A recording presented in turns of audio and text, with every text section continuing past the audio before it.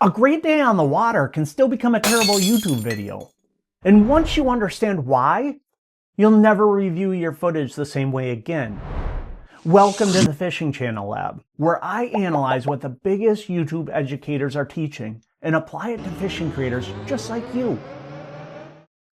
So most fishing creators think the video starts when the camera turns on, but the video actually starts when a viewer decides if they care. And that decision happens fast, before the catch, before the tip, before the best moment of the day. So if your fishing videos aren't getting views, the first question isn't, was the fishing good? The real question is, where did the viewer leave? Because a fishing video can break in a few different places. It could break before the click, it could break in the first 10 seconds, it could break in the middle when the story gets flat, or it can break at the end when there's no real payoff. And if you don't know which one happened, you're just guessing. So that's why some fishing creators keep fixing the wrong thing. They buy a new camera, they add more drone shots, they make faster cuts, throw in music, post more often. But none of that matters if the fishing video is leaking in the wrong place. It's like having a great boat with a hole in the bottom. You can polish it, you can paint it, you can add better rods. But if water is pouring in, you're still sinking. So in this video, I'm going to show you how to find the leak. Not in a general YouTube way, but in a fishing channel way. Because fishing videos have a very specific problem. You can have real action, real fish, real tips, real effort, and you could still make a video that people don't watch. So let's break this down. The first place your video can break is the click. This is before anyone even watches. And for fishing creators, this is where a lot of videos die. Not because the video is bad, but because the viewer never gets a strong enough reason to open it. Most fishing titles sound like this: spring bass fishing at the lake, crappie fishing with jigs, fishing a new pond. But those are topics. They're not a reason to click. Topics tell me what happened. A clickable idea tells me why I should care. There's a big difference there. Fishing a new pond is just information. I found the one spot everyone else ignored. That creates a question. Now I want to know what spot you found, why others missed it, and what happened when you fished it. That's the job of the title and thumbnail. Not to explain the whole trip, but to create one clear reason the right viewer wants to see what happens next. And this is why good fishing trips become bad YouTube videos. The creator titles the video around the trip, but the viewer clicks for the tension, the problem, the question, the outcome, and the surprise.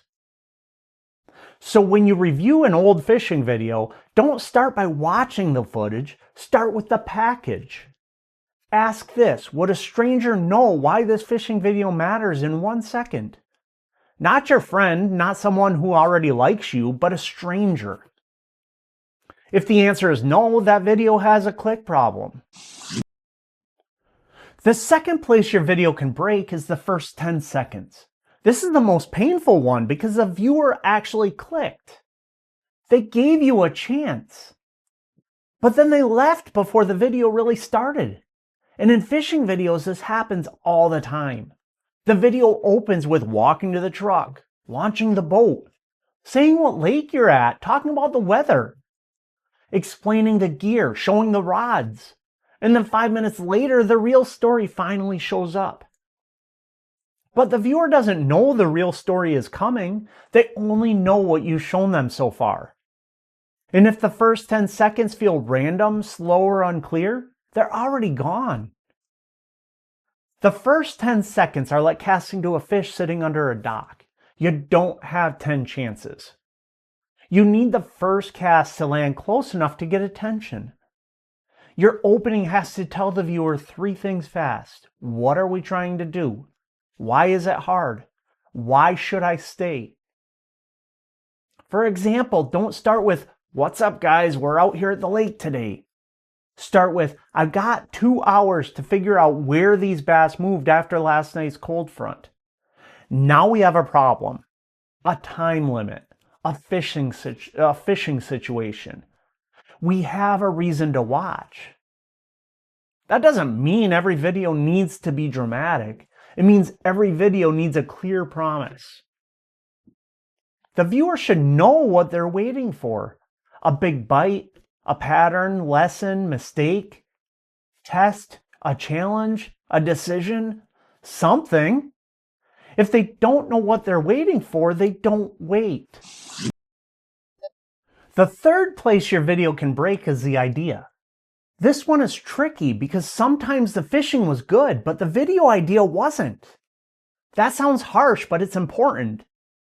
A good trip is not automatically a good video idea. Catching 5 bass might have been fun for you, but for the viewer, the question is different. What do I get from watching this? Do I learn something? Feel something? Do I see something unexpected? Do I get a story I want to finish? If the only reason to watch is I went fishing, that's weak. But if the video idea is I tested the bait everyone says only works in the summer, now there's a reason. If the idea is I tried to catch bass in the worst conditions possible, now there's a reason. If the idea is I made one small change and finally found the fish, now there's a reason. The footage is the ingredient. The idea is the meal. Nobody clicks because you have ingredients. They click because they want the meal. So when you review your footage, don't just ask, what did I film? Ask, what is this video really about? Is it about finding a pattern? Is it about fixing a mistake? Proving a bait works? Solving tough conditions? Making a comeback? Is it about one decision that changed the day? That's where the video lives. Not in the full trip, but in the main thing the viewer cares about. The fourth place your video can break is the middle. This is where the viewer stops because nothing feels like it's moving forward. This is common in fishing content because fishing has dead time. That's normal, but the video can't feel dead.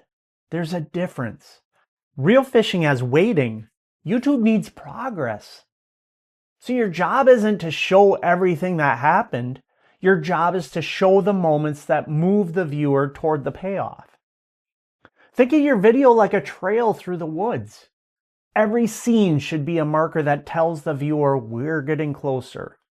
Closer to the pattern, closer to the big bite, closer to the answer, closer to the mistake, the turning point. If a clip doesn't move us closer, it's probably slowing us down. And this is where a lot of creators get too attached.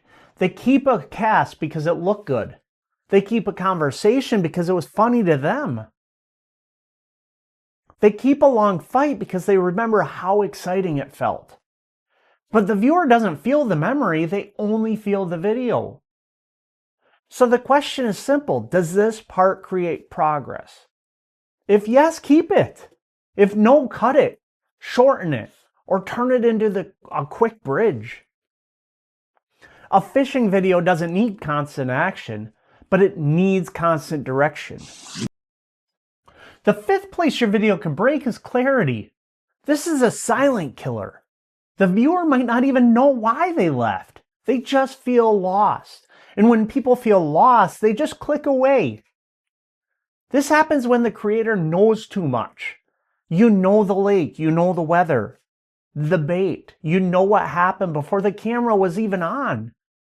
But the viewer doesn't. So when you skip context, they have to work too hard. And viewers don't come to YouTube to do homework. They come to be pulled through. So you need to explain just enough. Not everything, just enough for the next moment to make sense. For example, the wind pushed bait onto this bank. That's clear. So I'm switching to a moving bait. That's clear. If they're here, we should know fast. That's clear.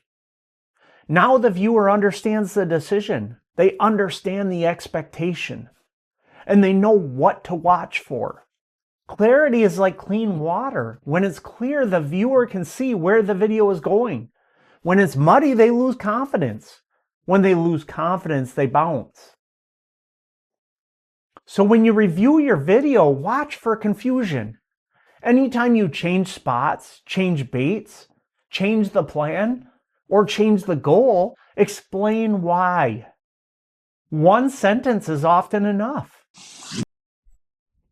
The sixth place your video can break is the payoff. This is when the viewer watches, but the end doesn't feel worth it. And for fishing creators, this is important. The payoff isn't always the biggest fish. The payoff can be the pattern, the lesson, the mistake, the adjustment, the moment everything finally clicks. If the viewer watches 10 minutes, they need to feel like they actually got something. Not just coolly caught a fish. They need a takeaway, something they can remember, something they can use, something they can feel. For educational fishing content, this is huge. Don't just show the catch. Explain why it happened. What changed? What did you notice? What would you do again? What would you not do again? What would the viewer try on their next trip? This is the difference between a fishing video and a useful fishing video. The catch proves the story, but the lesson makes it worth sharing. So here's the simple way to review any fishing video before you post it. Start with the click. Would the title and thumbnail make the right viewer care fast? Then check the opening. Do the first 10 seconds make it clear what we're chasing? Why it's interesting? Why they should stay? Then check the idea. Is this a real video idea or just a record of your trip? Then check the middle. Does every section move us closer to the payoff?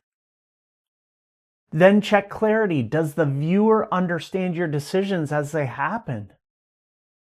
And then finally the payoff. Did the viewer leave with a clear lesson, moment, or reason to remember the video? That's the review.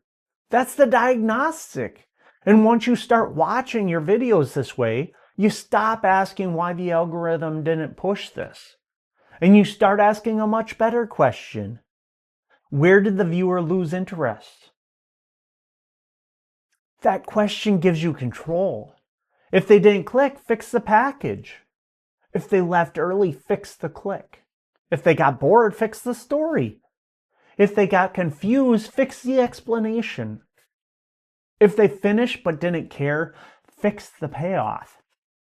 That's how you improve. Not by guessing, not by copying random channels, not by blaming the trip, but by finding the exact leak and fixing it before the next upload. So before you post your next fishing video, do this one thing. Watch it back like you're a stranger. Not like the person who woke up early, ran the boat, tied the baits, missed the fish. Not like the person who remembers the whole day. Watch it like someone who only cares if the next second is worth their time. And every time you feel the video get slow, confusing, flat, or unclear, mark that spot. That's where the leak is. Fix that and your next fishing video has a much better chance to actually get watched. Because the goal is not to just film better fishing. The goal is to make the viewer care about the fishing you already filmed.